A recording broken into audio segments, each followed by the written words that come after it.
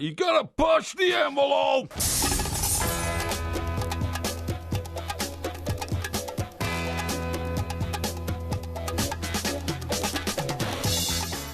Good morning, I'm Mike Graham, he's Mike Parry. You're listening to the Two Mikes on the warm-up. You might think it's a quiet Christmas Eve, but it's anything but. With Joey Barton's betting problems, Sam Allardyce's new job, and David Moyes' extraordinary attack on Manchester United. We'll be talking to Alex McLeish about the perils of the management business. And we've got Shakin' Stevens coming on for a bit of festive cheer as well. 08717 22 3344. We're not going to have the 1 minute moan today because it is, of course, the season of goodwill. Instead, we will have a special Christmas message from Porky. Forget about the Queen, forget about Theresa May. This is the one you want to hear. You're listening to the Two Mikes with me, Mike Graham, and Mike Parry on talkSPORT.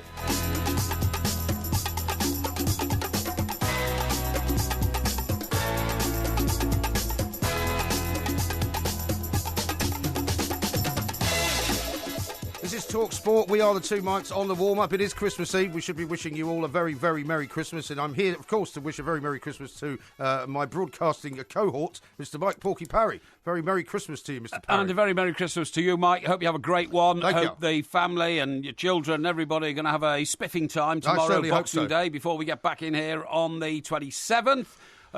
2 days respite, which is brilliant. I'm full of the festive spirit. Are you? You and I both abstained from the Devil's Buttermilk yesterday. Well, I certainly did, But bizarrely. might be making up for a bit of that this evening. I'm very much looking forward to doing that because the thing was, I knew I was going to have to get in here a bit early. I was expecting terrible traffic on the roads on the way in from Sussex, and in fact, there's nobody out there at all. The place is deserted. Do you know, Christmas Eve has become desertion day because everybody's got all their stuff in the sales, you know, in the weeks ahead. And I'm amazed with you as well. You can get a table anywhere today on Christmas Eve, whereas in the old days, that was actually when people went out and celebrated the office party and all that. It might be because it's Saturday as well. I mean, we're told as well this is the day that every man has to go out and buy all the shops out of everything they've got because they haven't bought anything up to now. Absolutely untrue in my case. I've got myself very well organised this Christmas. And in fact, later on in the show, I'm going to be presenting you with my very own present for you. Well, actually, I'm incredibly well organised as well. I've got all my presents done. Not only that, I've organised with the family, you know, what I want, got them to buy it for me and get it all wrapped and all that, so it's all there when I get there tomorrow. I, too, have a present for you as well. Have you? It's not a cheap one. Well, I've seen not a cheap one. I'm quite excited because I have seen, I have to say, a leaked picture of a very nice bag from a very expensive shop. Well, say no more. I'm looking forward. Now, also, what I should tell you is traditionally on this show, whenever we do a Christmas Eve show, we keep track of where Santa is, and I'm afraid I've got the Santa tracker in front of me, and he's already in New Zealand. Oh, right, okay, so I suppose he would be. He's travelling around, and he's already in Auckland, so any children listening, he's definitely started his present giving scenario. So he'll be We'll keep you updated throughout the show. He'll be flying over our pal Becky's house any minute now, I would imagine. Absolutely right, yeah. She's in some godforsaken island out there somewhere. But anyway, we've got a great show coming up. We've got Alex McLeish coming on to talk about the managerial scenario, because as you said quite rightly to Georgie Bingham and Tony Cascarino, the Porky Jinx has hit with some force in Crystal Palace in South London. Absolutely amazing. Now, I have the utmost respect for Sam Allardyce. Yes. Somebody went, you know, sometimes when somebody gets a kicking like Sam did, and circumstances which I think in the end were largely out of his control. Obviously, the circumstances which led to him being focused upon were entirely his own actions. Yes. But there will be a debate for a very long time as to whether or not what he did and the conversation he had, always referring to the fact that he'd have to go and talk to his employers at the Football Association. There'll always be a debate about whether or not the FA acted in haste. And, you see, what I think about it is this. And reacted to public opinion. I think that some people have been on Twitter since the announcement was made that Sam was going to get the job, and since he actually did get the job, that, you know, it's too early, it's a disgrace, it's a shock. The thing is club football is held up to a very different standard from international football, and I think that's the difference. If Sam Allardyce had done what he did while he was manager of Sunderland, while he was manager of Crystal Palace, I don't think anyone would have cared. But he was manager of England, and therefore he was held to a higher sort of standard. Yes, I think that for that reason he had to go. Yeah, okay. Well, I accept your argument. I will, you know, I'm open to persuasion on that one way or the other. What I would say is some people would have gone away and licked their wounds with £1 million payoff, still be in Dubai, where I think he's got a property, or somewhere overseas. No, I think it's in the Mediterranean, isn't it? And may not have... Spain, isn't it? Because did we not see the Big Sam's house plaque? Remember when he disappeared over there? He may well have another one somewhere else, for all we know. But what I'm saying is, no. His determination to come back and prove what a great manager is. I tell you who's under pressure now. Gareth Southgate. Yes. Because Big Sam is back in the managerial arena. If Sam suddenly revives Crystal Palace in a terrific way and they finish, you know, in the top half of the table or something like that. Yes. But at the same time, England indicate they're struggling in the qualifiers. There's only one winner there in terms of the public persona of the relative abilities of the two managers. Well, I suppose you might ask the next question: Is the England job more difficult than the Crystal Palace job? Because he's not going to have an easy time of it, Sam. Yeah. He's not going to have an easy time of it keeping them up, is he? No, not going to have an easy time of it. But there's almost now an acceptance. I was listening to my very good friend Simon Jordan, the former chairman of Crystal Palace. Your very good friend? Yeah. Well, I mean, the man that had you forcibly removed from the premises. Yes, that's right. After you made too many jokes about the car phone warehouse. Yes, that's right. Yeah, he phones are available, obviously. Forcibly objected to. In fact, I can repeat that little song as it's Christmas I don't think you should. No. Oh, when Simon's on his own, he makes love to telephones. He's as eager as a beaver when he's romancing a receiver. Did you ever see? Yes. Did you? And I'm not surprised funny. he got thrown out. That was so funny. The whole of the crowd at the lunch, all that was the cleaned up version. Backwards. I take it. That was the cleaned up version. Yeah. The only person who wasn't laughing was his brother, Damien. Yeah. Devil Damien. Damien. Who then summoned his heavies in leather coats down to the table. Are you sure you want to be putting him on the spot here again, just in case he's waiting for you outside? Well, he might be, I know. But anyway, it's all water under the bridge now. I have to say, I have absolute respect for the Sam Allardyce comeback. And we're going to be going down on the 21st, I think. We announced on Wednesday we're going down there on the Saturday the 21st for the Everton Palace game. And they immediately fired Alan Pardew. Brought in Sam Allardyce, but I have to say it is the smoothest transition of a manager I can ever remember. It is, isn't it? It's almost as if Alan Pardew was called up to the boardroom, said, right, and you've got to go. Use that door, will you? That one over there. But also, Sam comes walking through the front door. Was it not the best disguised one as well? Because we normally get a pretty good idea that somebody's sort of on the shaky ground, on the radar. But actually, Alan Pardew. Where's Bobcat this morning? I don't think Alan Pardew even knew that he was about to be axed. I really don't. Well, we talked when we were talking to Georgie earlier before she left about that fantastic incident where he goes and wins 3-0, first win in 11, I think, and he turns round to it's Mr. Parrish, isn't it? That's right. The chairman. Thumbs up, all the thumbs up, and pats his heart and all that kind of stuff. Right. And Mr. Parrish gives him the thumbs up back and all that. But I mean, without a shadow of a doubt, there must have been thoughts within Mr. Parrish's head that I have to do something about this situation. They've got the worst record in the Football League, in the entire Football League. I mean, which you can't ignore. And also, he then pulled the rug from under himself by having thought that he'd got the good wishes of the chairman. Yeah. He then starts dissing the owners, saying, what do they know? That was the worst thing I've ever heard, when he patronised men who've put like billions of pounds into football in this country, potentially, by saying, they don't know a lot about football, so I want to thank the chairman for supporting me. I mean, his nous for the inner workings and inner politics of the club were, I would say, akin to yours in your time in the newspaper business. When you were always coming out with the wrong thing. I wasn't coming out with the wrong thing. You're always coming out with the wrong thing. I just demanded respect from those Show who me I some thought respect. were half-bakes. I want respect. You want me to push the envelope? You got to give me respect. Are you going to any PKs over the Boxing Day period? You give me a PK. Some road games. I can't help laughing. I always like a packet of PK nuts with my beer. If I have a beer after work. Yes. I love munching on nuts for two reasons. Firstly, I like the taste of nuts, but they are very good for your heart. The oil's in nuts, and I'm advised to eat a packet a day. But every time I pick up a packet of KP, I can't read it. It's Bobcat Bob and his PKs. Don't you think they've missed a trick there in the marketing department of PK nuts? Well, they should have got old Bobcat Bob to flog him, shouldn't they? I'm not sure if I've told you this, but in the new year, we are launching the Porky Parry pork scratchings. When you say we, what do you mean? Well, I mean me and my manufacturers. Well, what about me? Sorry? What about me? It's the two mics we're doing here. Oh, no, your face is not on it. What, you're going to put your face on some pork scratchings? Are you serious? That's the deal. Who on earth is going to want to buy anything with your face on it? We're going to have a massive launch in Burnley. Oh, no, not Burnley. Wigan. In Wigan. Yeah, in Wigan. Yeah, you don't want to go to Burnley because Joey Barton will be there. Or possibly not. That's right. Yeah. What's the betting that Joey won't be playing for Burnley? Sorry to ask that question. Well, all these sort of bets he's been making, and I make no judgment on them because that's yet to be decided by a tribunal. Of course. But according to some reports this morning, if something is proven, it could end up with a 10-week ban. Yeah. Well, I mean, Burnley won't sign him now. Which club's going to take on a player who can't play for 10 weeks? Yeah, exactly right. Yes. Now, a couple of quick announcements to make. Charlie says this. Can I have a 17th birthday shout-out for my favourite broadcasters today? Says, loves you both and the show. What's his name? name? Charlie. Is that a lady or a man? Well, I assume it's a man. Well, I've got a friend whose sister is called Charlotte, and we'll call her Charlie. Well, I presume it's Charlie, a man. Does it matter, does it? What's the difference? Why do you have to gender specify? Because I don't want to get over romantic if it's a gentleman, but if it's like a that lady... guy in Glasgow who you signed something for. Hugs and kisses. No, okay. Hugs and kisses to you, Charlie, whether you're a man or a woman. Yeah, exactly. We're not sexist here at the Two Mics. But and Andy says Charlie, have a great 17th. Could the real man of the people, MG, wish me happy birthday on the Christmas Eve show?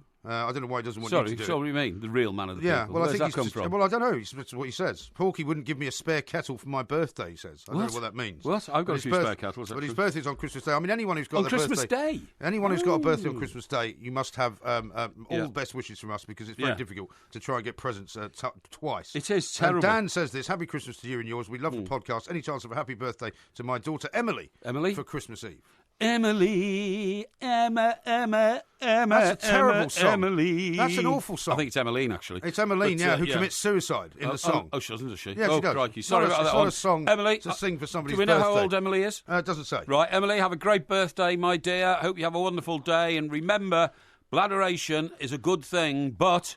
it's in moderation. It is indeed. Where it matters. Now, coming up, we're going to be talking to Alex McLeish, because there's an awful lot of management jobs possibly going to be going between now and the new year. You know, the first time I met Big Eck? Where? Mr. Brazil and I were at Glasgow Airport. Oh, yeah. We were waiting to come home, and Big Eck had flown in because he'd just been appointed Rangers manager. Oh, yeah. And, of course... I used to see him a bit when he was Rangers manager. Yeah, that's right, yeah. Al and Alex played in the same... I think I'm right saying, same Scottish team in '82 in the World Cup in Spain. And very hard man. Very hard man. And you know, Al is with his usual enthusiasm. Alex, your son, you're looking forward to it. Hey, it's a great challenge. He said, hey, it is. He says, all I've got to do is win every game of football that I'm in charge of.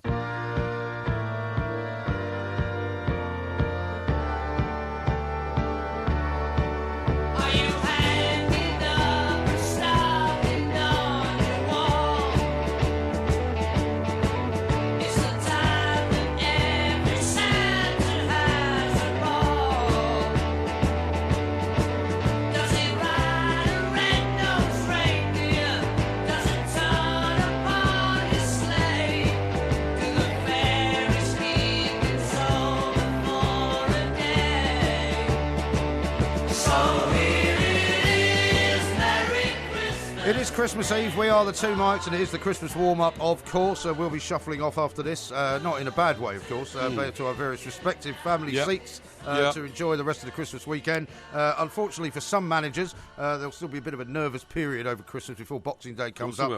Sam Allardyce has taken over at Crystal Palace. The back page of this morning, Porky, Sam coins it in, says the Daily Mail. Allardyce will be £4 million richer if he keeps Palace up. Santa Claus, he's going to get $20 million to spend in the transfer window as well. Let's talk to Alex McLeish. A big-time manager, national level, top-level Premier League as well. And international. Knows a thing or two about being hired and fired, I'll have to say. Alex, a very good morning to you, and a Merry Christmas. Good morning. Merry Christmas to the Two Mics as well. Indeed, Alex. Thanks very much indeed for joining us. Now, Sam Allardyce, I suppose some people have said, a bit of a surprise that he's come back so quickly from what happened in the summer, but no doubt the best man for the job, wouldn't you say?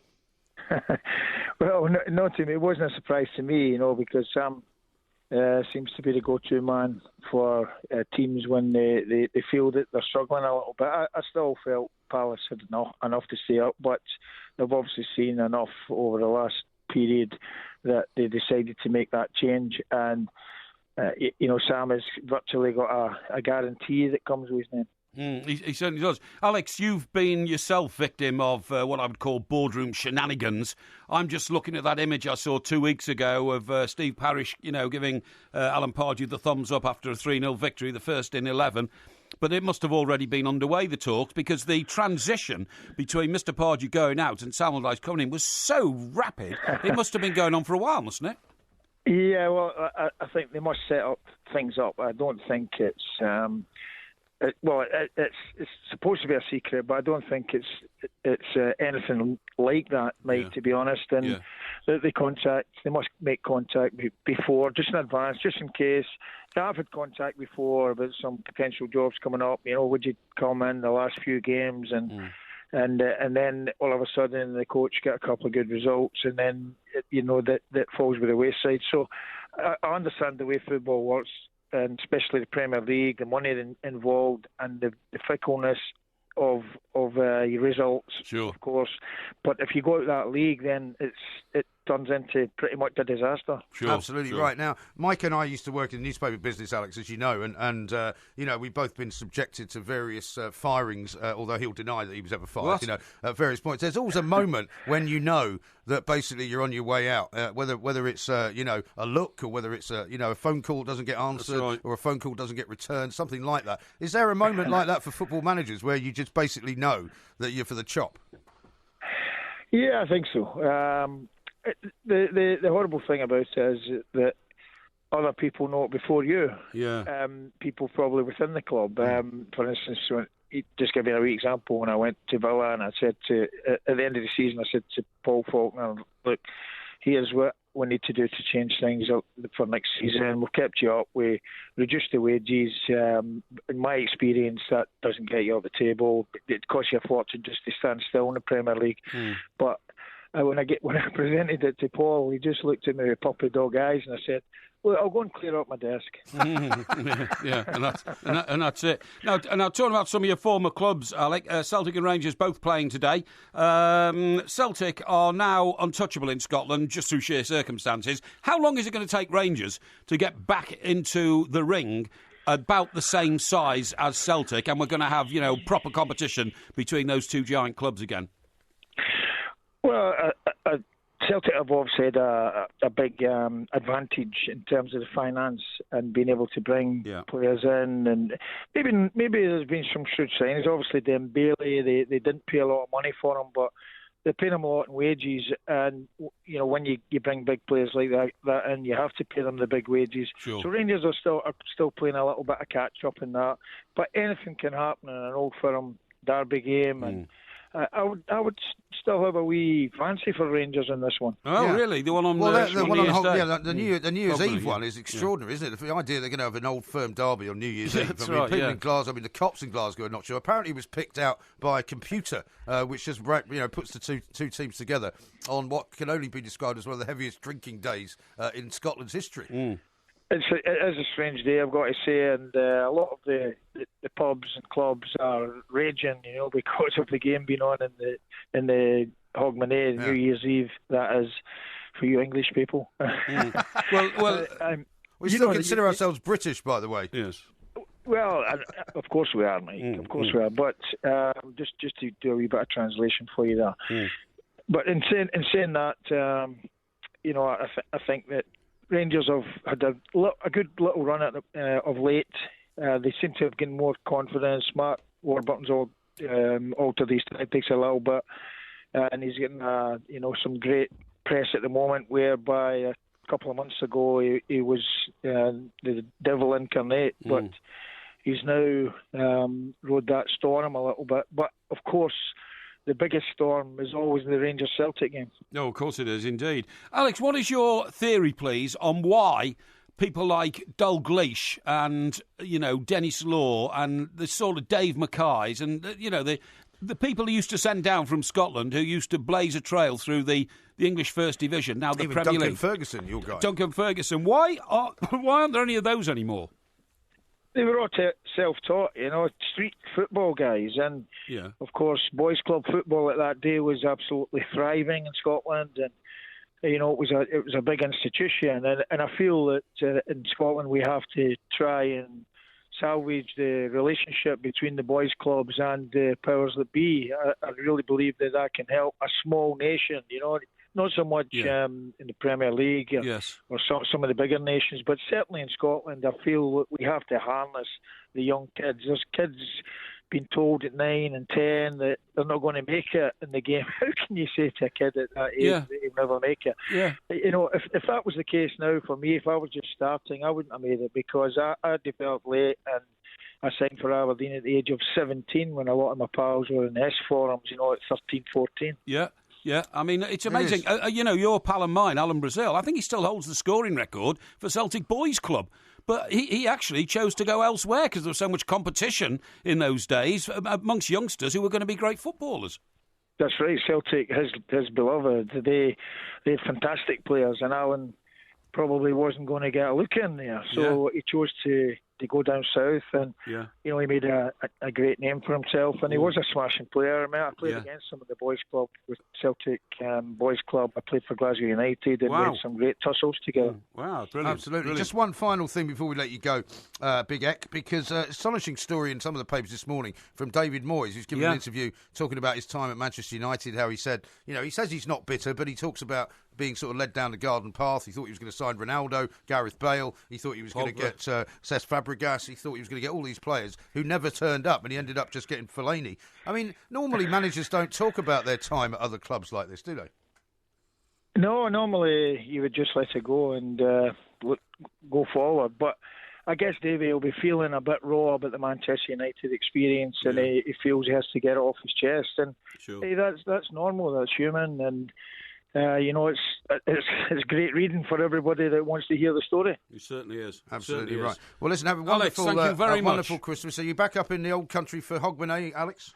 Boys, I'm not going to make it up for that game. No, I'm down here still in London, and my family's coming down. So I'm going to go to Chelsea, Bournemouth, and Boxing Day. So superb. Chelsea are on a fantastic run. And last year, Bournemouth actually came and beat them at Stamford Bridge. Yeah, they did. Yeah, amazing. Yeah, it'll be good to see the difference this season.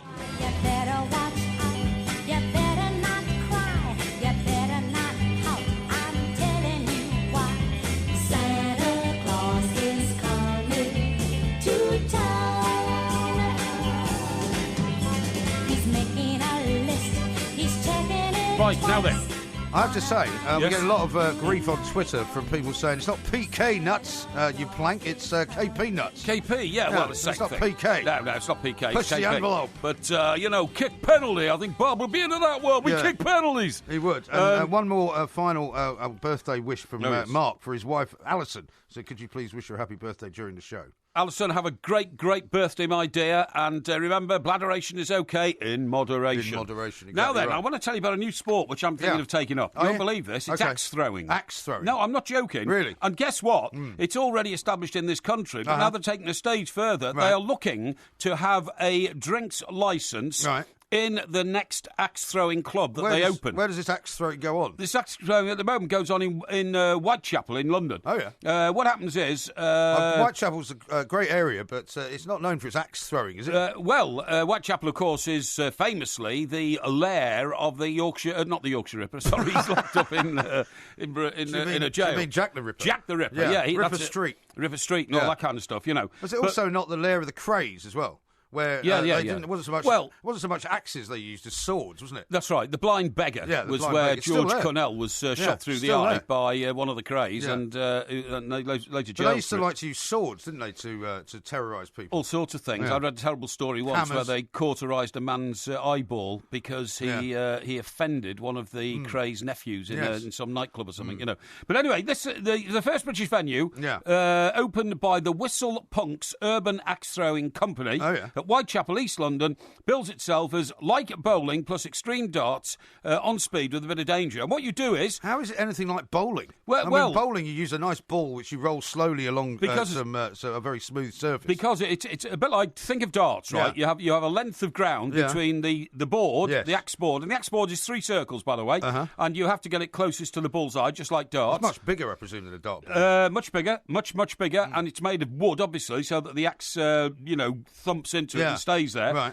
But it says the company's planning to expand northwest with a site opening in Manchester in February and another one in Birmingham. But at the 2 new sites, they will be applying for a drinks licence. Yes. Now, doesn't that sound a bit dangerous? Is that for the competitors? Or that's for anybody. So it'll be like the old-fashioned darts games where you'd see the guys drinking pints before they chuck the arrows. That's right. It doesn't sound like a great idea, does it? Well, I don't know. I mean, to me, it sounds quite exciting. I'd love to be able to throw an axe and it smash into a tree, 20 or 30 feet away. Yeah. I think that's great. Yeah, but there's potential for sort of health and safety issues, aren't there? Well, I don't know. It says since the venue opened in June, the number of visitors has tripled to reach 400 a week. Yeah. Unfortunately, only 300 of them make it out. Sorry? Unfortunately, 300 of them make it back out the exit. With the same number of fingers they had when they went in. It says 400 a week, and about 7,000 have chosen to hurl an axe The company expects its annual turnover to be about 250,000, increased opening hours. Right. So what happens is you go in and you're taught how to throw the axe. If you then want to go there away... must be a technique. Yes, that's right. You want to go away and but join... it's not something you can practice in your own home, is it? Well, you could practice in your garden because you've got trees in your garden. I've got an axe. Remember I told you the story? Of where, I went to try and buy a small penknife or something, or a peeling knife or something from one of the supermarkets. Yeah. And I had to jump through all sorts of hoops to buy it, right? Yeah. But when I went to buy an axe for splitting wood down at the local B&Q, they didn't even bother asking me for ID. No, so you can buy an axe. Mad no problem. Yeah.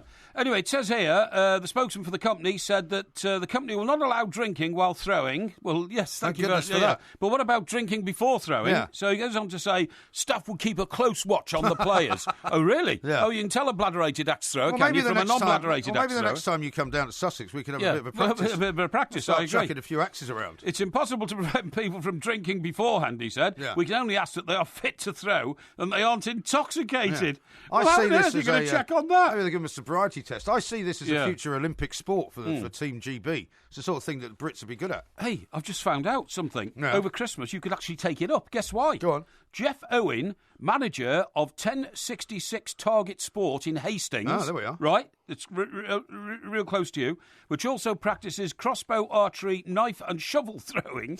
Shovel throwing?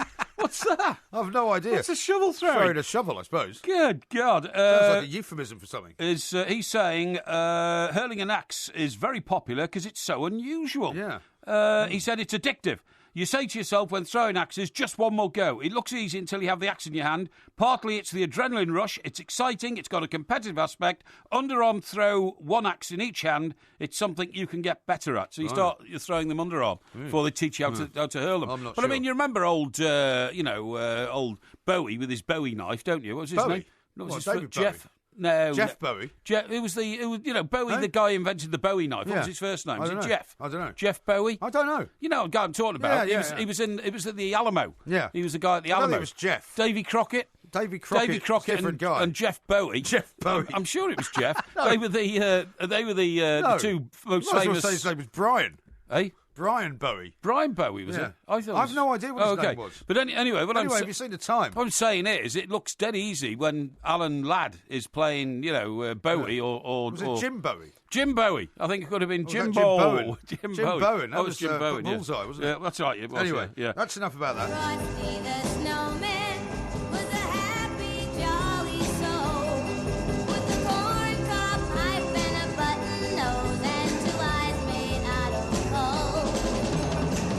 Frosty the Snowman is a It is Christmas Eve. It's very festive here in the talkSPORT studios, It's festive. of course, and we'll be disappearing off our various Christmas celebrations That's right. very shortly. Yeah. We will be having a Christmas message from Porky as well, Yeah. coming up a little bit later on. But Porky, I have to say, despite all the slings and arrows that we've thrown at each other over the course of the year, I think it's a good time now to sort of exchange one or two tokens of affection, right, for each other. Now, I've got a lovely one here for you. Oh, lovely, thank you. But before I actually reveal exactly what it is, I've actually got a bonus present for you as well. Oh, right. Because when we were up in Glasgow last week, unfortunately, you didn't get to open this. Oh. But this is from our good friends Jackie and Donny, who left this for you. Oh, lovely. I know what it is, yes. but I want you to open that first. Of course because I do. I love opening presents. It's a very, very nice thing for them to have done. They came to our show at the garage in Glasgow. Very much enjoyed it. Look at this. Wow. And so I'm guessing this is probably a pen.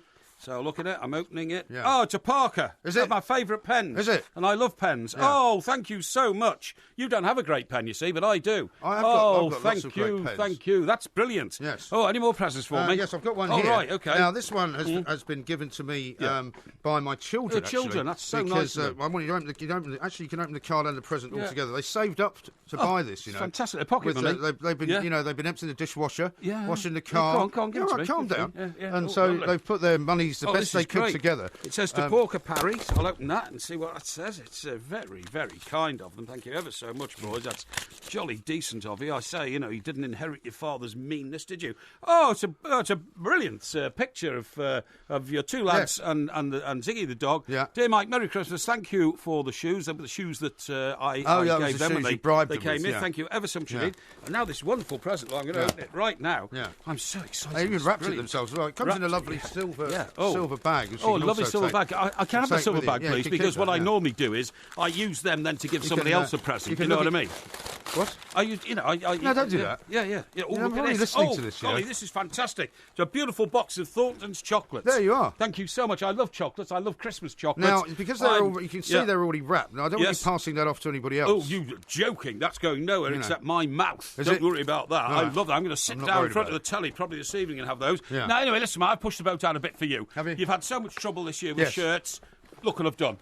Yes, I That's did have for some you. shirts stolen. That's I for did you. see you put this out on. Yeah. I must say, this is very Yeah. generous. Okay. It's very touching. Okay. And also, it's one of my favourite shops. Exactly. Very expensive. Exactly. Yeah, I they wonder, are very expensive. I wonder if yeah. it's similar to one of the ones that I've had stolen. Well, I tried to make it similar to Hang one on. of them. Yeah. Hang on. What? Hang on. What's the problem? Well, it looks creased. Well, no, it's just the packaging. It's Don't worry about creased. It's just the packaging, mate. Just the packaging. Are you sure? Yeah, of course I am. Hang on yeah. a minute. Yeah. There's something a bit odd here. Look at the state of the back of it. Oh, well- That did not come from Pink. Oh, yeah, it did. That is not a pink shirt. Well, it's in a pink box, isn't it? Yeah. Hang well, on. yeah. Hang on a second. Yeah. What's the problem? Hang on. It's a What shirt. is going on here? Yeah? No, I'm going to check this out because What? I tell you what. Yeah? If you've you know what you've done? What? Look at this. What? Pierre Cardin. Oh, It's well- a Pierre Cardin shirt. Well, they do. You complete Hang and on. utter Hang on. No. dreadful. Listen. This is one of your pass shirts. me the bag. Pass me the bag, and I'll show you. This is one of your shirts. No. This is one of your shirts. Don't be silly. This is a shocker. Here, look. Here. Pierre Cardin. Look at this receipt. Look. I'm telling you, they sell all sorts of shirts at how much is that? All right, let me see. £99 shirt. £99. Well, they don't sell Pierre Cardin shirts. They do. They sell all sorts of shirts inside. Well, Pink, don't they? it's a genuine receipt. Yes, that's right. £99. Yeah. It says, however, it says right. Yes. Hammond, BC, white blue. Right. White blue. White blue. You're Yeah. wearing a blue and white shirt. So what? Hey? Hang on, let's have a look at your shirt. What do you mean? Hang on. What are you doing? I'm going to get up now because I'm going to check No, you're not. I'm going to check the. What's that got to do with it? check What are you the doing? thing here. Hey, leave me alone. Look at that. What are It's you a pink doing? Shirt. Look. What? Look. What? It's a pink shirt. So, You are a disgrace. What are you suggesting? You are an absolute disgrace. You What- keep your bloody how shirt. dare you? I don't want it. Are you suggesting I that don't want it. I've You are taken lower my than a shirt off snake's and, belly. and given it to you? Lower than a snake's belly. Well, you're very ungrateful. And look, there's your bloody receipt Oh, as well. that's you are very nice. disgusting. No. You can have all of that. No. You are a pig. An absolute disgrace. Honest to God, Get lost. I don't even want to do the next hour with you. I go out my way to. Get lost. I mean, that's shocking. Why aren't you wearing Shocking. this shirt? You haven't got any shirts. Pierre Cardin shirt. It's in the bin. It's rubbish. Oh. This is talkSPORT.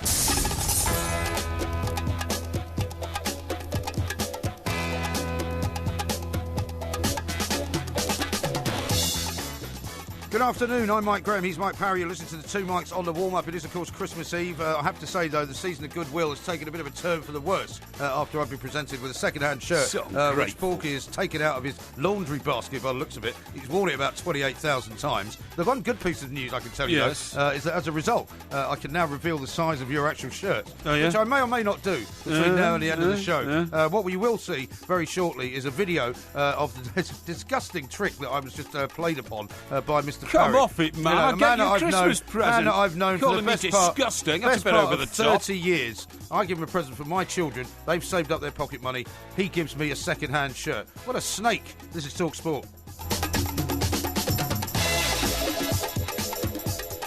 Now, coming up in this hour, Porky, we're going to be talking to Shakin' Stevens, a man that That's knows a thing brilliant. or two Love about it. Christmas hits, right? Love it. Because, of course, he's got a new album out. Yeah. He's touring as well. And, you One know... of the legends of my my lifetime Yes. of indulgence in music. Is Old that right? Shaky, love him. Have you got his greatest hits by any chance? I think I probably have, Yeah. and I love the dance he did to the Green Door track. You know, You liked that, did you? There's an old piano and they play it fast behind the green door. Well, I Yeah. can't wait to have a chat to him, and I hope you'll be much kinder to him than you have been to me Yeah. over the course of the last 10, 15 minutes, which was quite shocked me. Right. It quite rocked me on my heels. Now, listen, we've unearthed something here. David, thank you very much indeed, sends us a note saying, did you know they do axe throwing in a campsite in Doncaster? Really? Well, you know, strange Can't things wait. happen in Doncaster. What do you and- mean by that? Well, you know, people going around hurling axes at each other. Don't be upsetting the good people of Doncaster. No, I won't. And another one here, Porky with an axe. Bad enough when you put him in front of a microphone. Bladderated with an axe in his hand, Yeah. who knows what could happen? It does. I mean, for example, if you as you're learning to play darts, right, and Yes. you miss the board from time to time, Yes, and you put it into bounces, the wall. yeah. That's one thing. But Yeah. if you miss the board with an axe, An axe, yeah, it could be quite serious. That could be very serious, couldn't it? There's one here as well, asking the same question that we asked, actually. This is from Whitey, and it says, what exactly is shovel throwing, please, guys? I've no idea. Well, I think he's don't know making what fun of the fact. Well, it's throwing shovels, isn't it? Where'd you throw them? Well, presumably you would hold them like a dart, right? Oh, I And see. shovel first. It's like a javelin well, type sort thing. of, yeah. And I suppose I so, guess yeah. you have to try and sink it into something relatively soft. Yeah, I suppose so. But to throw a shovel like a Yes. long way would take quite a lot of strength. Yes, upper arm strength. absolutely. Strange one here from Omar. He says, Merry Christmas to you from Senegal. Thank you very much indeed, Omar. Oh, yeah. Keep pushing the envelope.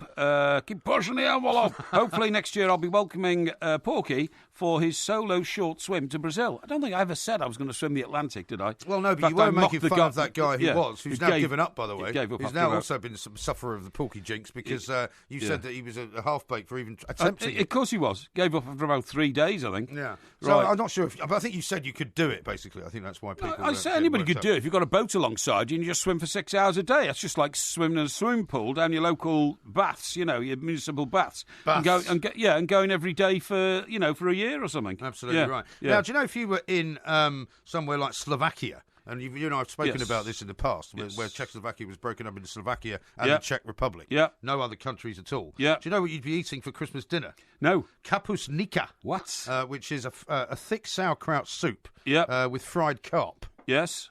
do Say you that make of that? again. Say that again, sorry. A thick sauerkraut soup Ooh, with sauerkraut. fried Is carp. that sauerkraut like cabbage? Yeah. Yeah, it's the German And do you know what stuff, they isn't do? it? And the way Yeah. to do it over there, right, is Yeah. to buy a live carp, or maybe catch one, Yeah. keep it in the bath until it's time to cook it. Yeah, doesn't sound good. Great Ooh, success. dear me. I like in the Australia- traditional. I had Tony Cascarino talking earlier Yeah. about he went to some place for a Christmas lunch and didn't have any turkey on the menu. Really? Yeah. Well, maybe there's a shortage. I'm sorry I haven't talked about it. no, How's the there's no cream shortage going, by Cream the way? shortage is causing problems. No, There's been rubbish. a knock-on effect. There's in some parts of the distribution network there is a shortage of certain types of cheese because of the cream shortage. You know what I bought yesterday? What? You'll love this, right? What? I bought some black cheddar. Ooh, no, Black cheddar. that sounds like it's mouldy. No. Ooh. No, they make it with charcoal. Oh God, no. They make it. It's beautiful. Ridiculous. It was in my local deli. Yeah. And I went in to get some Stilton because I didn't have any Yep, Stilton. yep. So I bought some local Stilton from Sussex, right? Yes. But they do this thing called black cheddar, Ooh. and it is completely black. It is as black as my car. Right? Horrible. And it's beautiful. No, it tastes fantastic. Yeah, and listen. apparently the charcoal is kind of folded through it as they make it. Ugh. It's incredible. Not for me. I've had a look at some of these round the world things that you're talking about. Yeah. Right, in Poland, it's Vigilia. Vigilia, yeah. Featuring dishes such as borscht Borscht, and yeah. dumplings. I like a bit of borscht. I don't. Have you ever had it? Eh? Have you ever had it? No. No, You know what it get is, me though, eating don't that, you? mate. No, no. You know what borscht is? No. What It's is- beetroot soup. Oh, no, You no, like no. beetroot? I like beetroot when I'm eating it with tomatoes and corned beef. Yeah. But I wouldn't have a Really? soup. Yeah, it's too vinegary. In Iceland, they eat roasted reindeer and puffin. Puffin or roasted reindeer, yeah, I've seen that. In Germany, roast goose. Goose is too fatty for me. More people are eating goose now than used to, but it's too fatty. I had goose once. It's a very, very sort of laborious thing to cook. Yes. Because you have to steam it first to get all the goose fat off it Yeah. on top of the oven, Yeah. and then you have to bake it after that. Yeah. And it's a real nightmare. Remember this is so politically incorrect, but the famous Two Ronnie sketch Yeah. when they were doing a sketch about Christmas lunch, and the chef was a lady chef, and Ronnie Parker walked in and says, "Right, what are we doing? I know. Let's cook the goose and goose the chef." And you think that's funny? Well, in those days as a juvenile, I thought that was. Rather Yes, rather childish, good. Now, I actually. can tell you I won't repeat that one. the Porky's fake Christmas shirt video is now available on the Two Mics What do Twitter you account. mean a video?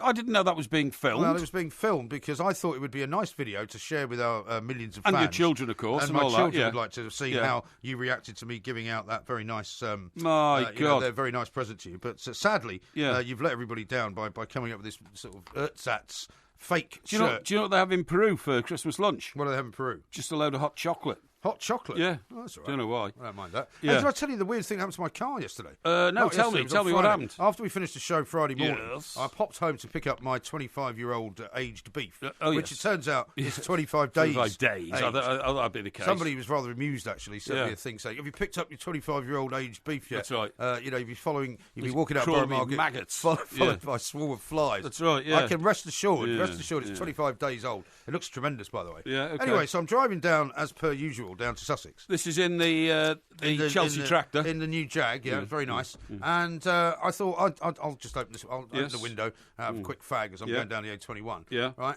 Yeah. I went to close the window, and it wouldn't shut. No. And this was about 30 miles or 35 miles away from home. Good God, was it raining? It started to rain. Right, It was foggy. okay, yeah. There was a lot of fog on the road. There weren't very many cars on the road. Bad news, but it was man. 3 degrees outside, right? 3 degrees. And The 3 degrees, the 3 degrees. And you know how there's a little sort of light box on the right-hand side where all Yes. the windows are? Yes, where that's you right. can lock the windows, Yeah, you can move yeah, the mirrors, yeah, all that. So you started messing around with that, did you? Well, no, it had gone black completely. The light had gone from it. Wow. So I pulled into a lay-by, Yes. and I thought this might be just some problem where you stop the engine, you Indeed. restart it. Indeed. Did that, nothing happened. I had to drive 35 miles with the window open. Right. Started pouring. I started getting wet. Yeah. I was freezing. Yeah. And I thought my Friday's going to be ruined. I thought I'm Certainly going is. to You're have going to have to go and take get the it car fixed. somewhere. You see, that's very unusual for a quality car. I've only had it 7 weeks, right? Maybe you got a Friday afternoon car. Well, I don't know. Anyway, I left it for about half an hour, and I'm praying that it didn't start pouring where I'd That's parked right. it. Yeah, You know, yeah, sure, Fortunately, yeah. I parked it on like a private bit of land because I couldn't have parked it on the street. No. And I'm thinking I'm going to have to tape it up. I had visions of me driving up here this morning. Like these people With- haven't got any money do with when they cling- get yeah, a when they with get cling a film over the window. Yeah. But miraculously, after half an hour, I started the engine again, and it started working again. Really?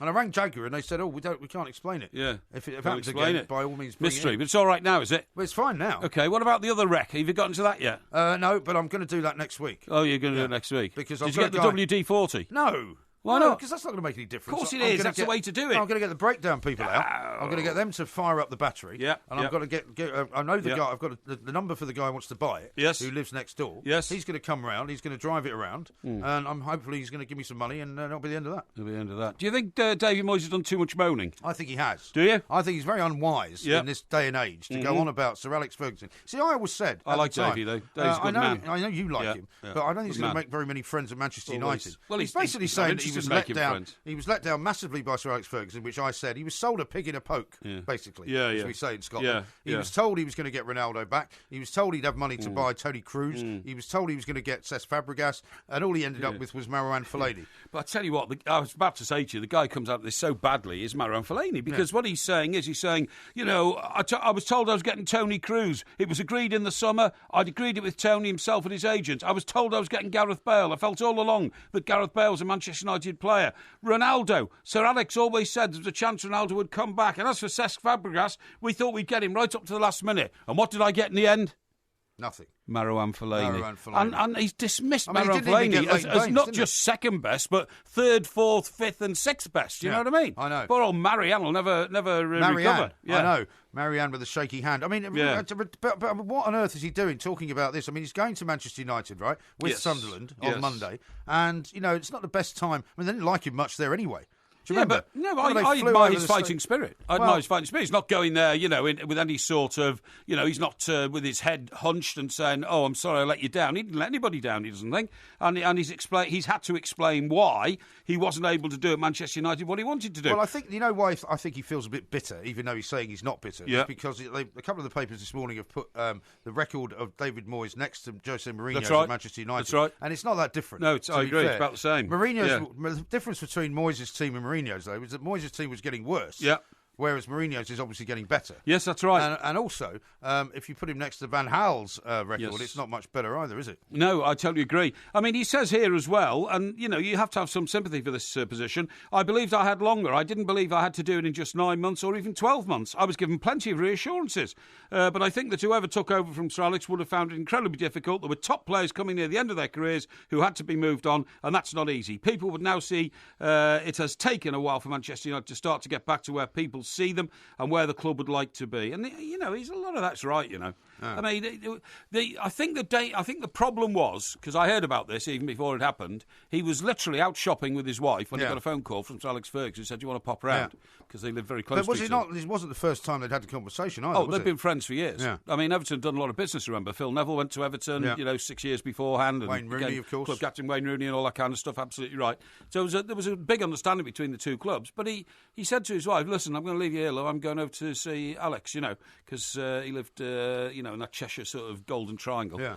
Comes back, picks his wife up and says, "I'm the new Manchester United manager." So, recently Graham Lasseau was saying very pompously, that's to be a procedure when you appoint an England manager, and we're part of the procedure. Yeah. But there's only one candidate, Graham. That has to be a procedure. Right. Well, clearly at Manchester United, there was no procedure. No. So Alex Ferguson said, I'm leaving, and David Moyes is taking over. He was the chosen one, and it was handled so badly. Yep. And I did say this at the time, nobody likes to, sort of besmirch the memory of Sir Alex Ferguson. That's right, yeah. He's got a stand named after him. He was a fantastic manager. Yep. But he did leave them in a pretty perilous position. He certainly did. And he gave them the wrong manager at the end of the day. Well, do you know what? It's interesting. I talked to Mr. Kenwright once about Davy Moyes since he left and all that, and there was a little bit of bad feeling there because the first that the chairman of Everton knew that Davy Moyes was leaving was when the Sky TV crew turned up at his theatre complex And in London. He should have made sure that Bill Kenwright knew before anybody else. He apologised profusely later and said he hadn't leaked it, somebody else had leaked it out, and he was actually, Davy Moyes claimed, and I have no reason to challenge him,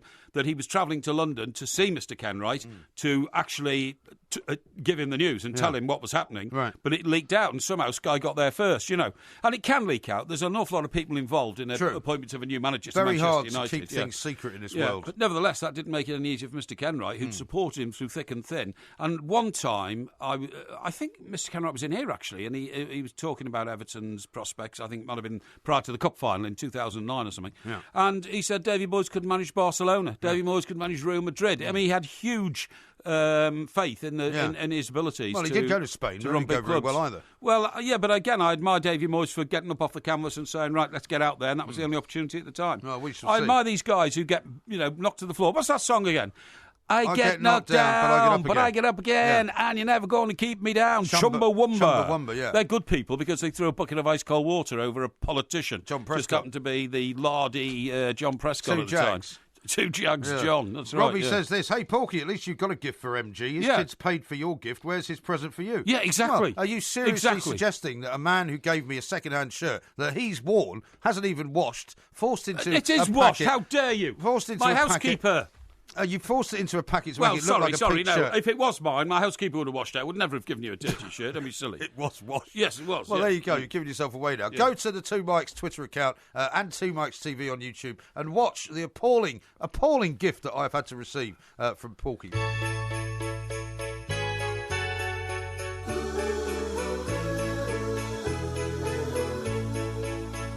Snow is falling all around me.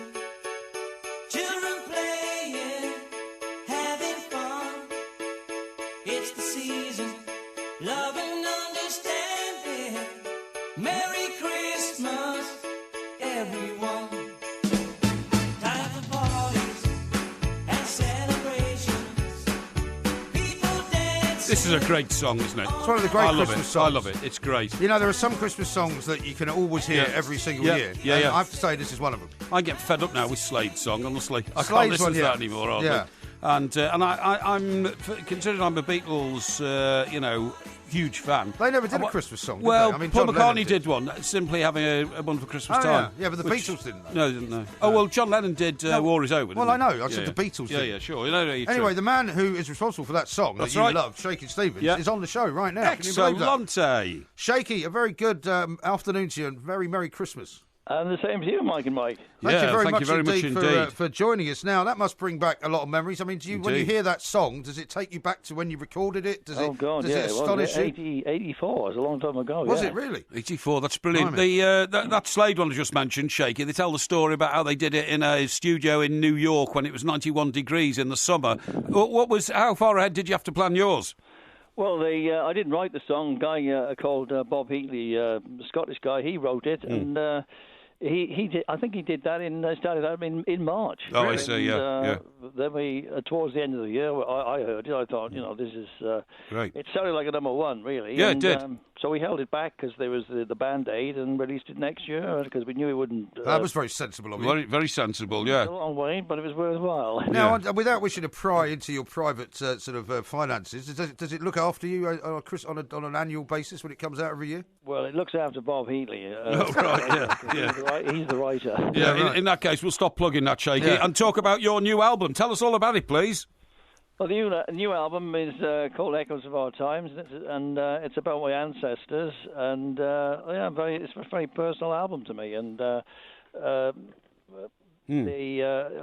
didn't realise. You get to a time in your life, you don't know nothing about your past. So we started researching the family and found out there was ancestors in Cornwall, and started writing songs about the family, basically. Right. That's fantastic.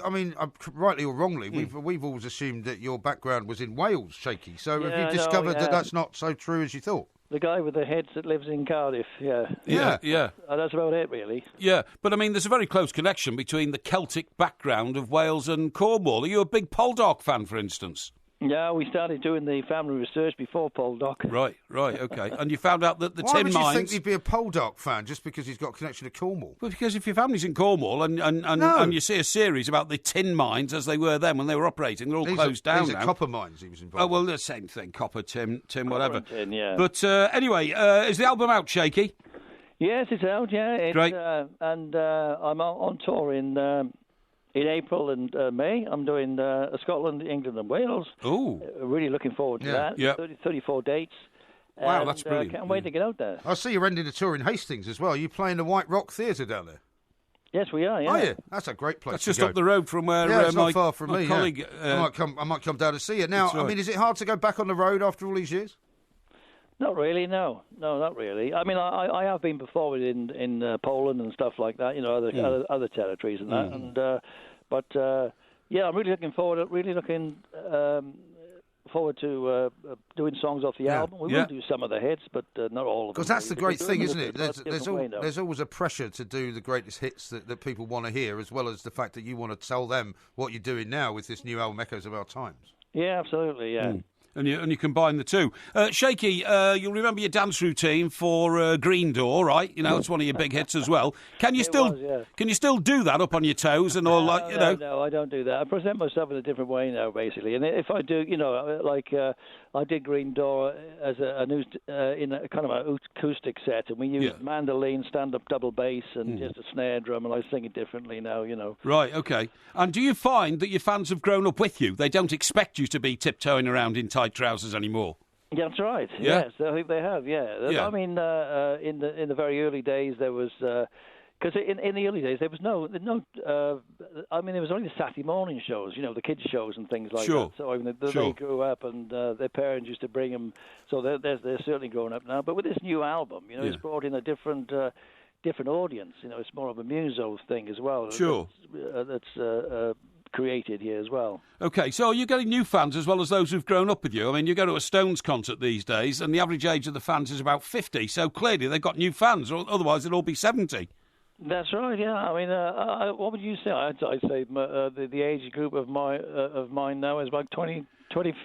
Well, do you know, it's funny. 40 and upwards. It's funny that because Mike and I do a bit on the road. In fact, we did Glasgow last Saturday. We did the garage in Sauchiehall Street. And the average age of our audience, the market research tells us, is 38. And it's strange how you can actually appeal to people from different generations. Absolutely. That's very, very healthy to do that, isn't it? Yeah, of course it is. And what do you make of the music business these days, Shaky? Because it's changed a little bit since the 80s, hasn't it? I mean, it's all about the X Factor now and getting a Christmas #1 out of somebody else's song. I mean, I know that that's not the first time that's happened, but it has changed a lot, hasn't it? It has changed, I mean, with the internet and stuff like that, I mean, it's changed quite a lot, Well, listen, we wish you all the best. The tour begins, I believe, from the 15th of April to 28th of May, 34 dates. It's going to be a great time to be out there in the spring. The Echoes of Our Times, the album's out already, is it? It is out already, yeah. Good. And So people can download it. They can buy it in. Are you selling it in vinyl form as well? Because a lot of vinyls coming back. We were going to do it on vinyl, but unfortunately they couldn't get it ready in time, which was a bit of a letdown. But it's on CD and it's also on a book form as well. Yeah. Good. Yeah, we're very pleased. I'm sure it'll get into vinyl eventually. I'm sure. Great, Shaky. Thank you very much have a great indeed. Christmas, Shaky. Great talking to you, Mike. Thank you very Merry much. Christmas and a very healthy New Year. And to you. yourself. And we're going to hear a bit of Shaky's new album now. Keep getting behind that green door, okay? Indeed, yeah. Or coming out in front of it even. Yeah. We're going to hear some of Shaky's new album right here. Now you left me here and went on the town. I don't know when I've been so down. The sky is dark, the moon is blue.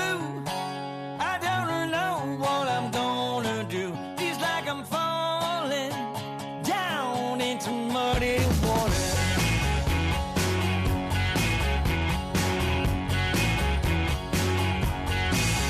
Where I met one man. It was Christmas Eve, babe, in the drunk tank. An old man said to me, won't see another one. And then he sang a song, the rare old mountain tune. This is kind of universally accepted as the greatest Christmas record, isn't it? I have to say, Yeah. it always gives me chills, Yeah, this one, no yeah. matter how many great Christmas songs you That's hear. right. And, of course, produced by our great friend Steve Lillywhite. Absolutely. Starring his former wife, Kirsty MacColl. Indeed. And it was his idea to put her on the song. Yeah, I You know. Incredible. We'll hopefully be talking to Steve in Incredible. the next few days. I'm sure we will. Now, we have listeners from all walks of society. What about this? What? You know, I was talking about the Bowie knife and the Yes. Alamo and all that. Yeah. Now, a gentleman who I can't identify, but who has a very big presence in both the world of show business and football, Oh, yeah. okay, Yeah. has sent in this message. The great Jason Patrick in the Alamo remake, the even greater Richard Widmark in the Alamo. Richard Widmark. Yeah, remember and him. the greatest of them all, Alan Shane Ladd in The I'm Mistress. Yeah. The great Jim Bowie, pronounced Jim Bowie, and you. And that's a reference What do you mean, to... and you? Well, you know, as a star of broadcasting sort of stuff. Oh, right. It's just outlining So why it. can't you tell us who it's from? Well, I'm not sure that the public recognition Hang is on. needed in Did this you one. say an influential man in the worlds of entertainment and football? I did indeed. It's Bill Kenwright, isn't it? Well, Your no, mate no, Bill no, no. Kenwright. Come on. It is Bill Kenwright. I'm not going to abuse my friendship with Mr. Kenwright by trying to big myself up because So you're not bigging yourself up by reading out a tweet from Bill No, Kenwright? I don't. You know, I don't go down that road or anything like that. You know, you have to make up your own mind about that sort of thing. If Mr. Kenwright is listening, I'd like to wish him a very Merry Christmas So and would I. apologise in advance for anything that you may have to suffer at the hands of Mr. Parry And, over the course of the next few months. And of course, a very happy and Merry Christmas to Everton Football Club. We may hopefully. see him at Crystal Palace. Well, we will indeed. But the show's from Crystal Palace on January the 21st, isn't yes. it? Saturday. It is. And I do hope that we'll see everybody involved in that game down there at Sellers Park then. Yeah. but not Alan Pardew, sadly. No, I'm afraid not, after no. you kiboshed his managerial career. On DAB Digital Radio and 1089 and 1053 AM. The warm-up with the two mics on talkSPORT. Have you got your Christmas message ready? I've got my Christmas message ready. Well, let's hear it now.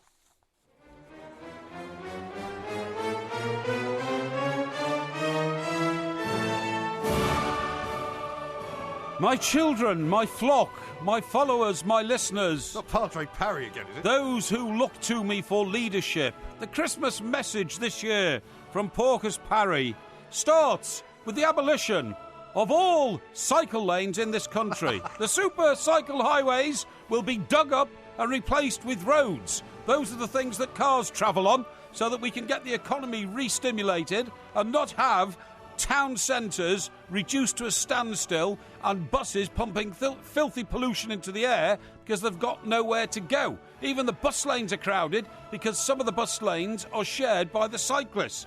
Cyclists get it free. They get it for nothing and they don't deserve it. They either start paying for the roads they drive on or we're going to dig them up and take them away. Now, talking about transport policies, we're going to scrap HS2. It's a waste of time, complete waste of time. It's going to ruin people's lives. It's going to cost about 78 billion quid, and it's not going to improve anything. If you want to improve things in this country, build a load more motorways so that we can get into our private cars and drive there, not have to get on filthy overcrowded trains. I never use a filthy overcrowded train because I go in first class, but for those people who do, the masses that some call the great unwashed, it's not a pleasant experience often, and we want to make it better for them by letting people get out of the trains and get back into their cars. We are going to preserve stocks of cod in the North Sea by banning anybody else from fishing them. Fish and chips in this country is a national tradition, and it's going to be obliterated if we don't curtail people coming from all sorts of other places, not sure where, and fishing the stocks of cod in the North Sea. So we're going to turn that round.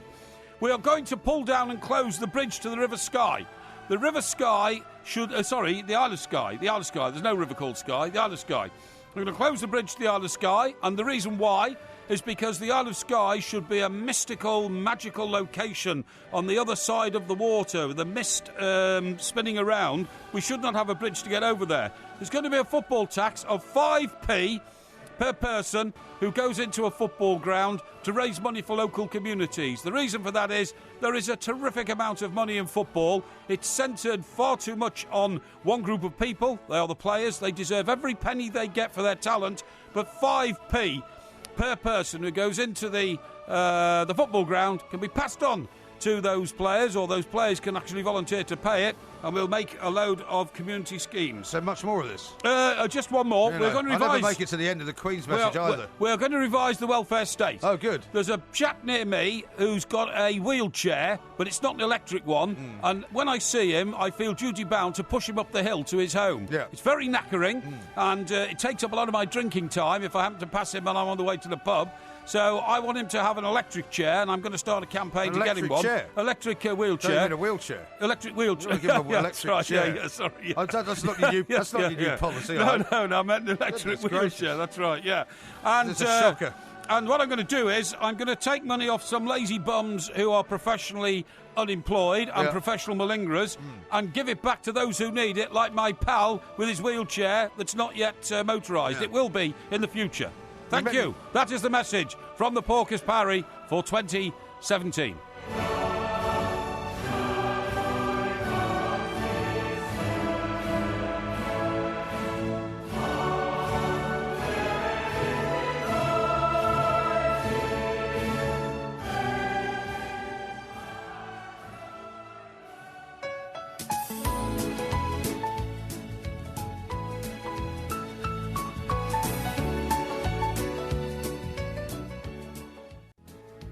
Now, for those people who may have missed the Porky Christmas message, there will be a podcast coming out, as usual, a little bit later on. We'll be back, just so that everybody knows, on Tuesday until Friday. We're doing the Hawksby and Jacobs 1 to 4 in the afternoon slot, which I'm looking forward to very much. Yes, indeed. Also looking forward to driving home for Christmas, hoping that it's not going to be too busy. Now, quite a few people, I have to say, have taken a great exception to your appalling performance earlier on. I don't think so. Which has been caught on video, where you tried to palm off an old shirt. No. Martin says this, I suppose, MG, you could have kept Porky's shirt just in case you needed new curtains or in an emergency, nice, parachute. Yeah, very nice. Here's one from Nathan. A genuine match-worn Porkmeister shirt. He says, a truly priceless gift. I'd give it a wash if I were you, mind. Yeah, exactly. I mean, that could be, I don't want one of your second-hand shirts, thank you very much. We're going to hit the big time soon, explosive, international, New York, Sydney, and all that. So you think I should be proud to have one of your shirts? That did be worth a fortune. Ernie says this, I've just seen the video of the second-hand shirt from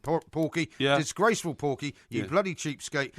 Well, at least your housekeeper washed it first, as you admitted and gave away. Well, I mean, I don't know how these things work, you know what I mean? Billy says this, when Porky said he'd give you anything, even a shirt off his own back, I didn't think you'd actually do it. Yeah, well, I did. Absolutely appalling. Now, how about this one, right? Yes. Because you're doing a show without me, aren't you, this weekend? I'm afraid I am, just to sort of, pull even more pain from the relationship we have. Mark says this, how about Porky doing a one-man Clash of the Titans in the new year? You could be Brendan Rodgers, Martin O'Neill, Louis Van Gaal, and Bobcat Bob. Bobcat Bob. You actually could. You could do like your own show with 5 different managers. Well, I don't think so. I think that would be a stretching it a bit. But I have to say, Brendan Rodgers is a great guy to to talk about and listen to, because he puts himself aside from everybody else. You know, he goes on about, this game they've got today, which is 0-0, by the way. Hamilton 0, Celtic 0. Hamilton Academicals. Hamilton Academicals. Do you know the council building in Hamilton, right, is an almost exact replica of the UN? And they actually call it the UN because it looks just like it.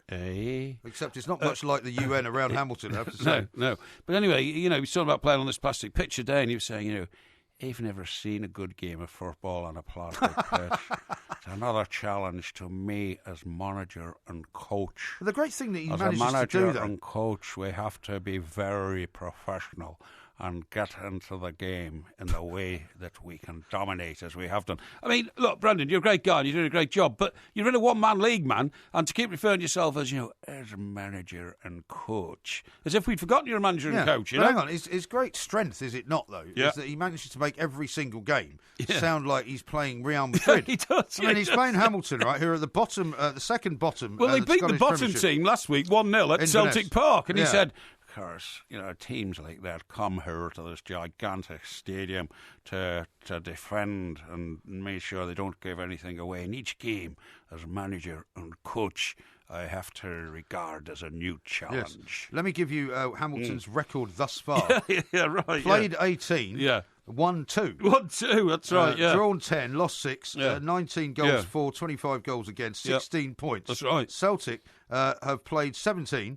Won 16. I know. Drawn 1. I know. They got 49 points. I know. So the difference, the gulf in points, is 33. And they've got about 2 games in hand on them, haven't they? Yeah, they have. They have, well, one actually. One game in hand. Yeah. So, look, I mean, he's brilliant at that, isn't he? You have to say. Yeah, don't be knocking it. I mean, you can only play the teams put in front of you, as you well know. As they, you getting ready with some of those cliches for your Clash of the Titans appearance. You can only play the teams in front of you. Well, I don't like to give a hard time to any managers who get fired. All that rubbish. No, don't be. Who else is on Clash of the Titans with you? Clash of the Titans, Tony Cass, who was here this morning, so we've got him in the building, so we can do a bit of that this afternoon. Yeah.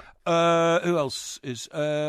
Mr. Saggers? Mark Sags. Yeah, Mark Sags gets a bit nasty and aggressive in these things. Well, I mean, he's in charge, isn't he? I try to point things out to him, and he starts trying to lay the law down with me. Well, I can tell you now, Sags, if you're listening, pal, you push that particular trick a little too far one of these days. Push the envelope. Yeah, push the envelope, and I'll push your face down in your spaghetti. Now, I know that we were talking earlier about Bill Kenwright, right? There's a story on the back page of one of the papers this morning, which we haven't touched upon, right? Which is this. Co fears over Bark. Ronald Koeman doubts Ross Barkley will ever live up to his billing as an Everton superstar. I've seen that. What do you make of that? Well, he says, I'm not sure. Yeah. These are his words. Yes. I'm not sure. When he was asked if he thinks that Barkley can be the player he was tipped to be. Well, I can only hope that Mr. Koeman is the master of the psychological, persuasion. You know what I mean? Yeah. Because what I'm saying is that he dropped Ross Barkley from the Sunderland game, I think it was. It was 0-0 at half-time, or was it before? No, we won 3-0. It might have been that game. He had a good game against Arsenal. Yeah, very good game against Arsenal, yeah. And maybe not such a good game against Liverpool. But the point is that he's using all his psychological abilities to try and trigger something in Ross, I think, to get him to go. There's no doubt at all that he rates him as a player, but it's how he can motivate him to get the best out of him. And that's what a manager has to do, isn't it? Well, exactly right. Yeah. Now, we've got a few things coming up, as I said, in the next few weeks, which we'll talk about soon. However, I just wanted to offer up my best wishes to Carrie Fisher. That's a terrible story. Had a heart attack on board a flight from London to Los Angeles, right? Yes, that's right. And is currently in a critical condition. I mean, she's still in a critical condition. So you have to hope that the paramedics and the actions of the people on the plane may well have saved her life. But, I mean, what a fantastic sort of legacy she's left with absolutely. all the Star Wars stuff that she's done. And we just wish her all the best for her recovery. I mean, what a terrible... terribly frightening thing it must be to be suddenly taken critically ill on an aeroplane because... I mean, I know they have basic sort of remedial equipment, you know. I think a lot of them carry the things that just restart your heart these days, the defibrillators, that kind of stuff, But it's, the problem is that even I've been aware of cases where a pilot has actually put the plane down in order to try and save the life of somebody. Well, I think fortunately they were quite close to LAX when it happened. They were, but imagine if it's in the middle of the Atlantic. You've actually got no chance there, have you? And you take your life in your hands every time you get on an aeroplane, I suppose, because of the fragility quality of life, on board and all that kind of stuff. But it's a terrible thing, and we do have to wish her all our very best and hope she gets much better soon. Absolutely. Now, I think is the moment to wish all our millions of people out there listening the very best for Christmas as well, don't you? Yes, absolutely right. And, it's quite nice for some people that Christmas is a weekend affair. Right? Yes. Because it means that technically, even though we're back on Tuesday is a bank holiday as well. So there'll be a lot of people, including maybe some people who are having to work on Christmas Day, who'll get a couple of days off early into the week. Yeah, I hope you will. I want to say, honestly... it's a hard time of year for you, isn't it? Because you like to work all the time. Well, you don't really like not to work. No, I've told you before. Christmas Day is one of my favourite days. You get to go to the family, the phone's not ringing, everything's closed down, you can concentrate on it. Because even when I'm with my family sometimes on a Sunday, if there's a game of football going on or something else, we're messaging each other, other people are messaging me. Sure. I like to send out observations on it to other people at talkSPORT. Are we going to have a Christmas Day Twitter blackout then? Is that what well, more or less, I would think. Yeah, more or less. But I do want to say thank you to everybody for the support you've shown us this year. It's been fantastic. We've been on the road to a number of locations. We've had an amazing year, actually. An amazing not over year. Yet, mind you. It's not over yet. New Year's Eve next Saturday. New Year's Eve next Saturday. But we've been on the road pretty much all year, and some of those, trips are pretty arduous, to be honest, to get to places, but it's always worth it for the reception we get at the end. Thank you very much indeed. Thank you for listening to all our shows, whether they've been overnight or podcasts. Millions of you now listen to the podcast around the world, so we're really grateful for that. What's been really nice is an awful lot of people have said they just discovered us this year. Yes, that's right. The man who must not be named has reared his ugly head overnight, of course, again, because people are still getting blocked by him en masse. Many of them are confessing that they've never had any interaction with him, and yet he's blocked them just because they're two Mike's fans. And he's having a battle now with Michael Gove, isn't he? He has indeed. The ruined politician. My lookalike. That's right. The man who managed to shoot himself not just in the foot but in both feet, through the head, up his nostril and down his posterior all at the same time. And yet he's still gainfully employed as an MP. Is he? Yeah. Is he still an MP? Of course he is. Yeah. Oh yeah, of course he is. Yeah, but he's writes a column now in the paper to get the most of his money. Yeah. Talking about politicians, how life has changed from the start of this year till the end. Yeah. I see that David Cameron, bully boy, i.e. Bullingdon Club at Eton, has now reverted to the lifestyle of an old Etonian. Yeah. What am I talking about? Travelling first class to go on his holiday to the Caribbean. That's right. Yeah, but it's always struck me as ludicrous, right? The idea. I mean, Barack Obama flies around in Air Force One. That's right. Donald Trump will say, actually, Air Force One's slumming it for me. Yeah. I'm going to have my own jet to fly me around the world, right? Which will be Trump Airlines. That's right. And, our Prime Minister, for some reason, because people are so ridiculously kind of mealy-mouthed about it, is meant to go on holiday on EasyJet so that people think that he's a man of the people. You see, this is where for me, Cameron was always such a fraud. I mean, it says here, when he was Prime Minister, barely a school holiday passed in which David Cameron was not seen hopping on a budget airline flight. So keen was he to show his common touch, ordinary holidaymakers stood a reasonable chance of bumping into an EasyJet or Ryanair flight to a rather modest destination ahead. Now he's free. Mr Cameron appears to abandon the pretence. He and his wife Samantha have taken their children to Antigua for Christmas, flying first class. They will spend the festive period basking in the Caribbean sunshine in a millionaire's playground. Fine, he can afford it. Just do it. Yeah, but why shouldn't he do it? What I'm saying is, why not do it while you're the Prime Minister? Well, I totally agree with you. This faux kind of, poverty. The problem. We're just going to Cornwall. Yeah, politicians sometimes fall like he did because, unfortunately, they don't believe in anything, but they try and double think the general public into what they should believe to make themselves popular. So when you get a husky dog sleigh and go off to the Arctic or the Antarctic, wherever it was, to try and find out whether the ice is melting, it's just a pointless gesture. Send an expert, send a scientist who knows about the things. Tell them to report back to you and all this kind of stuff, And as you quite rightly say, I don't think the Prime Minister of Great Britain and of the United Kingdom and Northern Ireland should travel on budget airplanes because you're taking up 6 or 7 other seats for your security staff and your personnel and all that. And everybody knows that anyone who becomes Prime Minister of this country doesn't fly EasyJet. Of course they don't. It's ludicrous. It's absolutely ludicrous and complete waste of time. And, Mr Cameron, to be honest, I'm glad you're off the political radar, as Bob would say. Radar. Because, frankly, you were going nowhere. You were just trying to double guess and second guess everybody all the time. And didn't really believe in anything, did you? Yes. You should have believed in the fact that you came from a great school, a great university, and that gave you the knowledge and the education and the confidence to lead this country. Then you should have led it on the principles that you believed in, not what you hoped everybody else might believe in. Now. I have finished. Because now we've only got literally less than a minute to go. Okay. I'm also going to say thank you to the guys behind the glass who've served us very well. Thank you very much to the guys behind the glass. They're the winners. They're the winners in it all. I don't like to talk to the little people, because it's not your way. But there we are. They've done a brilliant job, and we are the Two Mics. We'll be back on Tuesday at 1 p.m. This is talkSPORT. I love munching on nuts for 2 reasons. Firstly, I like the taste of nuts, but